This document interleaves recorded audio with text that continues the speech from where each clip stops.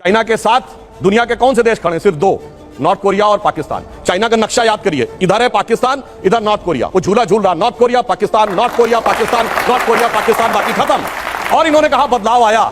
तो मैं यह भी बताना चाहता हूं, जब हमारी सरकार नहीं थी, मैं आपसे पूछता हूं 2014 से पहले देश का कौन सा ऐसा क्षेत्र था धमाके नहीं होते थे?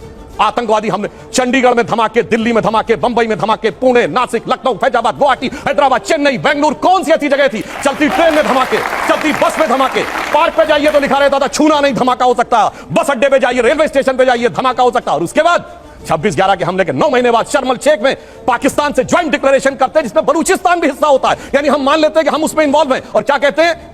आतंकवाद की घटना से शांति वार्ता प्रभावित नहीं होगी। यह शर्म शेख जुलाई 2009, 9 महीने के बाद का डिक्लेरेशन है 26/11 के। और हमने क्या कहा? मोदी जी ने कहा आतंकवाद और वार्ता साथ साथ नहीं होगी। और उससे यह बदलाव आया। और हमने हासिल क्या किया? हमने हासिल वो किया जो सन 71 के समय में भी आपको सुनने में नहीं मिला होगा। ये पाकिस्तान की पार्लियामेंट में पाकिस्तान के सांसद ने कहा, पाकिस्तान के विदेश मंत्री और आर्मी चीफ को का कोट करते हुए कि शाह महमूद कुरैशी साहब, देन फॉरेन मिनिस्टर, आए, आर्मी चीफ आए, उनके पैर कांप रहे थे। उन्होंने कहा शाम तक अभिनंदन को वापस कर दो वरना हिंदुस्तान अटैक कर देगा। ये पैर कांपते तो किसी ने भी नहीं सुने थे। और इन्होंने कहा भारत का भूगोल बदला था। कांग्रेस पार्टी ने अपना प्रस्ताव पारित करके भारत के 3 टुकड़े हुए थे, मतलब उस समय 2 ही टुकड़े थे। ये एआईसीसी के रेजोल्यूशन में पास हुआ। और मैं ईमानदारी की बात मानता हूं, नई इकोनॉमिक पॉलिसी मैं मानता हूं कांग्रेस सरकार ने शुरू की और वो एक अच्छा कदम था, मैं ईमानदारी से कह रहा हूं, जिससे देश आगे बढ़ा। मगर उस निर्णय लेने वाले प्रधानमंत्री नरसिम्हा राव जी की मृत्यु के बाद उनको एआईसीसी में उनका शव तक नहीं रखा गया। और तीसरी बात अंत में कह दूं, इन्होंने बात कही जय जवान जय किसान। बिल्कुल, लाल बहादुर शास्त्री जी ने शानदार काम किया। भारत का न्यूक्लियर प्रोग्राम एक साथ शुरू हुआ। और यह भी मैं कहना चाहता हूं, इसे सिर्फ संयोग माने या कोई रहस्य था कि लाल बहादुर शास्त्री जी और भारत के न्यूक्लियर प्रोग्राम के जनक होमी जहांगीर भाभा दोनों की मृत्यु 15 दिन के अंदर हो गई और रहस्यमय तरीके से, और दोनों में से किसी चीज की जांच नहीं हुई।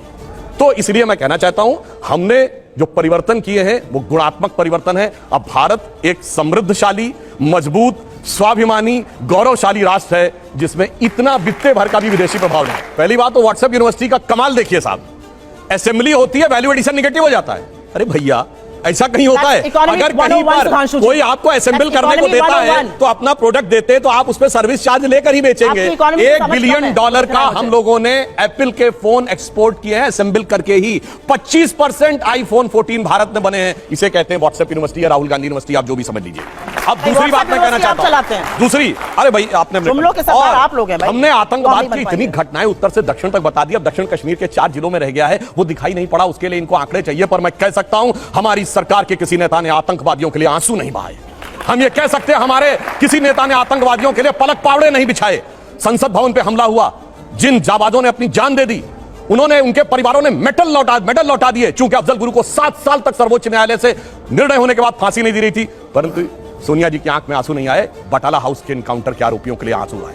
हमने किसी जाकिर नायक को शांति का मसीहा कहने वाले, इशरत जहां को बेटी कहने वाले, अफजल को हालात का मारा कहने वाले, हाफिज को साहब कहने वाले, ओसामा को जी कहने वाले, बुरहान वानी को भटका नौजवान कहने वाले आतंकवाद पे भाषण दे रहे हैं।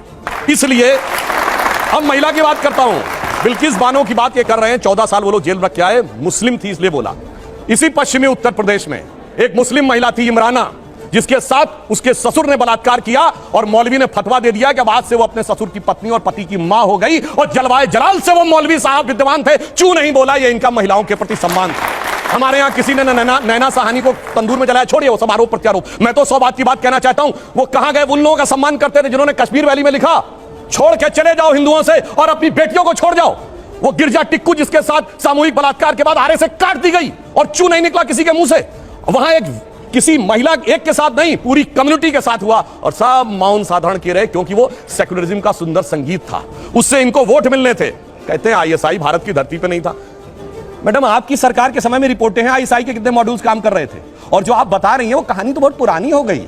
उसके बाद तो जो ठुकाई हुई कहां, उरी में, जो कुछ हुआ बालाकोट में, उसके बाद Imran Khan as prime minister of Pakistan बोले पाकिस्तान के नेशनल असेंबली में, जो हिंदुस्तान ने किया है बालाकोट में उससे ज्यादा कुछ खौफनाक ये लोग करना चाह रहे हैं। आप ये सोचिए, आप शांति के कबूतर उड़ाते थे और हमने बाज उड़ाए हैं गुरु गोविंद सिंह जी की तरह। और आपने लास्ट में कहा शायद देश 1947 में 2014 में नहीं, आप 47 से मानते हैं। ये राष्ट्र सनातन है, चिरंतन है, 1947 में पैदा हुआ नहीं है। इसीलिए इस राष्ट्र को कोई अपने को फादर कहने लगता है, कोई क्रिएटर कहने लगता है, कोई राष्ट्र का निर्माता कहने लगता है। यह राष्ट्र वो है। अब लास्ट में एक बात कहता हूं, कर्नाटक बात कही, बिल्कुल अच्छी बात है, पर मैं पूछना चाहता हूं, कर्नाटक में चुनाव परिणाम आए, हम हारे और ये जीते, पर पूछना चाहता हूं, राहुल गांधी जी ने जाकर कहा था कि इंडिया में डेमोक्रेसी ऑलमोस्ट खत्म हो गई है, सारे संस्थान अब काम नहीं कर पा रहे हैं। तो मैं पूछना चाहता हूं, 2 सुप्रीम कोर्ट के जजमेंट आए जो आपने कहा आपके पक्ष में आए, उसके बाद अब इलेक्शन कमीशन सही है कि नहीं, ईवीएम सही है कि नहीं, आप डेमोक्रेसी से जीते हैं कि नहीं कर्नाटक में? मेरा मानना है कि अगर हम ईमानदारी से स्वीकार करते हैं कर्नाटक में हारे हैं, कांग्रेस को ईमानदारी से क्षमा मांगनी चाहिए कि आगे से हम अपने राजनीतिक हित के लिए विदेश की धरती से जाकर कभी इस देश को बदनाम करने की कोशिश नहीं करेंगे। और पुनः मैं कहना चाहता हूं, आज मैं विनम्रता से और चुनौती से पूछता हूं, G7 कंट्रीज और G20 कंट्रीज में एक देश बताएं जहां महंगाई की दर हमसे ज्यादा हो और विकास की दर हमसे कम हो। हम दुनिया में सबसे बेहतर स्थिति। अब आता हूं गलवान पे। गलवान में हमारे 20 सैनिक बलिदान हुए हैंड टू हैंड फाइट में। देखिए चीन पे इनको कितना भरोसा है। आप प्रैक्टिकली सोचिए, गोली नहीं चली, हाथ की लड़ाई में 20 लोग मारे गए, उधर से एक को घायल नहीं हुआ। यह होती है व्हाट्सएप यूनिवर्सिटी या राहुल गांधी से प्रेरित बुद्धि। ऐसा हो सकता है क्या?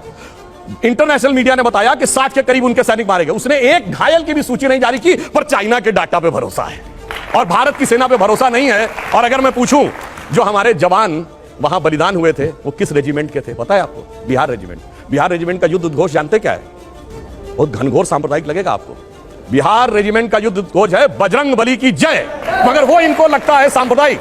राजपूत रेजिमेंट का युद्ध उद्घोष है राजा रामचंद्र की जय, सुनिए। और जो हमारी गोरखा रेजिमेंट का युद्ध उद्घोष है जय जय महाकाली आयोरी गोरखाली। मगर अफसोस है कि भारत की ऊर्जा ओजस्विता के सारे प्रतीकों को सांप्रदायिक कह के आपने उनको भोथरा करने का प्रयास किया। और कर्नाटक में आज क्या हुआ? इनके राष्ट्रीय अध्यक्ष के बेटे आज ही बोले कहे हम सांप्रदायिक संगठनों को नहीं वो करेंगे और आरएसएस को भी हम बख्शेंगे नहीं।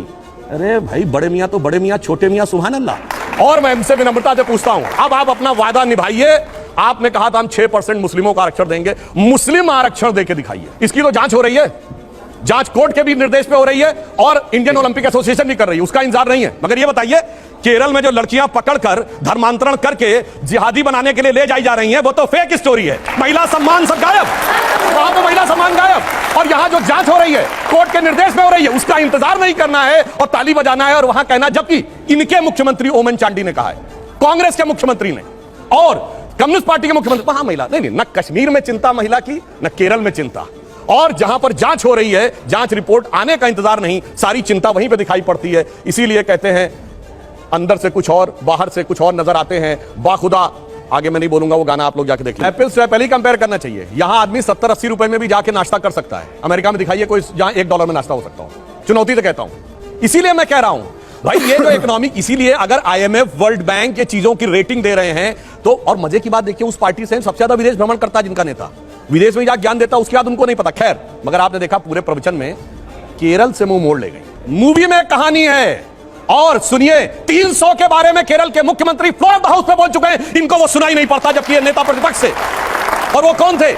लव जिहाद शब्द हमने नहीं प्रयोग किया है, VS अच्युतानंदन कम्युनिस्ट पार्टी के सीएम उन्होंने यूज किया, इनके सीएम ओमन चांडी ने। यहां कह रही हैं कि जांच का इंतजार नहीं करो, कार्रवाई कर दो। केरल में जांच हो चुकी। केरल STF ने 5000 केसेस की स्टडी करके केरल के हाई कोर्ट को रिपोर्ट सबमिट की, हाई कोर्ट ने। और अगर ना हो तो जाइए चेक करिए, 9 दिसंबर 2009 Shahjahan versus state of Kerala case, उसमें पॉइंट नंबर 16 पे पढ़िए कोर्ट क्या कहता है कि ऐसा लगता है कि एक स्ट्रक्चर्ड तरीका है जिसे कुछ लोग रोमियो जिहाद और लव जिहाद कह रहे हैं, ताकि मुस्लिम लड़कों की तरफ से। और ये केरल की आपकी सरकार की जांच की रिपोर्ट है कि सिमी ने 1995 में योजना बनाई थी और जिसके चलते हुए मिडिल और अपर मिडिल क्लास की हिंदू और क्रिश्चियन गर्ल्स को टारगेट, मतलब अपने नेता को भी झूठा साबित कर दो, दूसरे को भी झूठा साबित कर दो, उसके बाद कह दो ये व्हाट्सएप यूनिवर्सिटी और फलाना ढिमाका, ये सारी बातें। और दूसरा, इन्होंने राष्ट्रपिता पे कहा, तो हम तो सिर्फ ये कहना चाहते हैं, हम तो इस देश को भारत माता मानते हैं। अब जो माता का पिता अपने को मानता हो वो इस बात के ऊपर विचार कर ले, बस यही अंतर है। और इनके मुंह से एक और बात निकली कि 200 साल की गुलामी, 200 साल की गुलामी, यही तो अंतर है। अरे गुलामी 200 की नहीं, 800 साल की थी।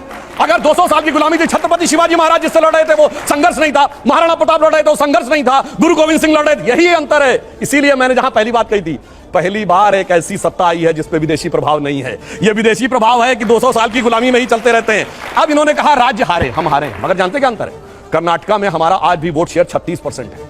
जो हमारा, हम चुनाव हारे हैं मगर हमारा vote percentage all time high है 75 साल का। और हम हिमाचल आ रहे हैं जहां हम 37,000 वोट कम है पूरी हिमाचल स्टेट में, जितने में यहां एक कॉन्स्टिट्यूंसी। मगर आप जहां हारे हैं गुजरात में 32 ऐसी थी, 32 ऐसी कॉन्स्टिट्यूंसी थी जो 47 से आज तक नहीं हारे थे, वोट परसेंटेज आधा रह गया। उत्तर प्रदेश में आज एक विधायक और एक सांसद, यानी सुनिए लगभग सभी सीटों पे जमानत जब्त। यानी आज उत्तर प्रदेश में हालत यह है गांधी परिवार के गृह राज्य में कि आज तो उतनी भी मैं नहीं है मैखाने में जितनी हम छोड़ दिया करते थे पैमाने में। तो आप जहां हारे हैं वो बर्बादी का सबब लेके आए हैं हम। और इन्होंने कहा दक्षिण का द्वार बंद हो गया। अच्छा बताइए, कर्नाटक से पहले कांग्रेस की दक्षिण के कितने राज्यों में सरकार थी? द्रौपदी राघव राजा राम, गांधी जी का अंतिम शब्द था हे राम, जो समाधि पर आज तक लिखा है। और भगवान राम ने क्या बोला? जननी जन्मभूमिश्च स्वर्गादपि गरीयसी। यदि वो इस देश को अपनी माता मानते हैं तो आप कैसे कह रहे हैं कि उनसे, राम से ऊपर उनका कोई पिता हो गया? अब दूसरी